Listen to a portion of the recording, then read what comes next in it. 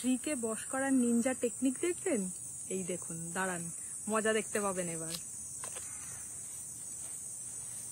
এই শ্রী,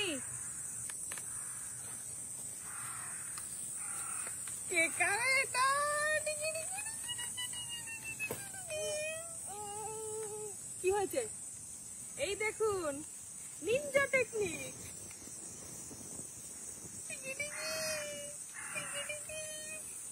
টাটা, আমি টাটা চলে যাচ্ছি। এগুলো আমি নিয়ে খাবো, এগুলো নিয়ে খাবো, এগুলো নিয়ে খাবো।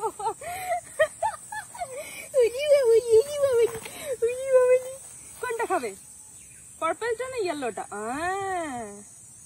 কোনটা কোনটা খাবে বলো? মেয়ের বুদ্ধি আছে।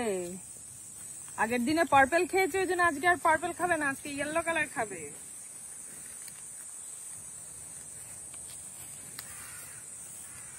এই ফ্রুট পাল্প গুলো সবজি আর ফল সব মিক্স করে পাল্প করা থাকে। জাপানে এগুলো 4-5টা বাচ্চাদের ব্র্যান্ড আছে, তারা এই ফ্রুট পাল্প গুলো বানায়। আমি একটা ব্র্যান্ডের কিনি, মুছতে হবে না। তো জাপানে বাচ্চাদের যখন কোনো খাবার এরা বলে যে এটা বাচ্চাদেরকে দেওয়া যায়, মানে এটা চোখ বন্ধ করে ভরসা করা যায়, তবে হ্যাঁ একটা জিনিস বলে যে এটাকে যেন হ্যাবিট না করে নিতে। তো বাচ্চারা এই খাবারগুলো খুব খেতে পছন্দ করে, শ্রীও প্রচন্ড পছন্দ করে। যখন বাইরে যায় তখন এইগুলো নিয়ে যায়, যাতে ওর খিদে পেলে বা রাস্তায় কিছু দরকার হলে একে খাওয়াতে পারি, ওটা পছন্দও করে। আর ওই যে বললাম শ্রীকে বশ করার নিনজা টেকনিক, এই যে এটা হচ্ছে গাজর, টমেটো, ক্যাপসিকামের, সুইট পটেটো, গ্রেপস এর পাল্প। আর এইটা হচ্ছে আপেল, কুমড়ো আছে, ভুট্টা আছে, আনারস আছে, লেবু আছে, বিভিন্ন ফ্লেভারের আছে। এটাও খাবে? আচ্ছা, এটা তো বলে খাও।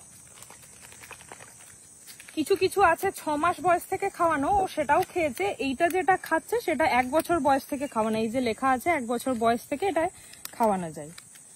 তো অ্যাবসলিউটলি সেফ, কোনো প্রিজারভেটিভ। হ্যাঁ, অনেকেই ভাবতে পারে যে এগুলো প্রিজারভেটিভ, কারণ পাল্প বানিয়ে লিকুইড বানিয়ে এগুলোকে রাখা মানে প্রিজারভেটিভ ইউজ করা, কিন্তু কোনো রকম কোনো প্রিজারভেটিভ, কোনো চিনি, কোনো কালার এখানে ইউজ করা হয় না।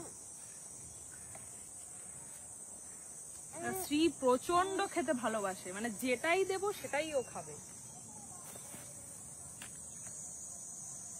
এই যে পার্পলটা খেয়ে শেষ হয়ে গেছে, এরপরে বলছে হলুদ প্যাকেটটা খোলো, এবার হলুদটা খাবে।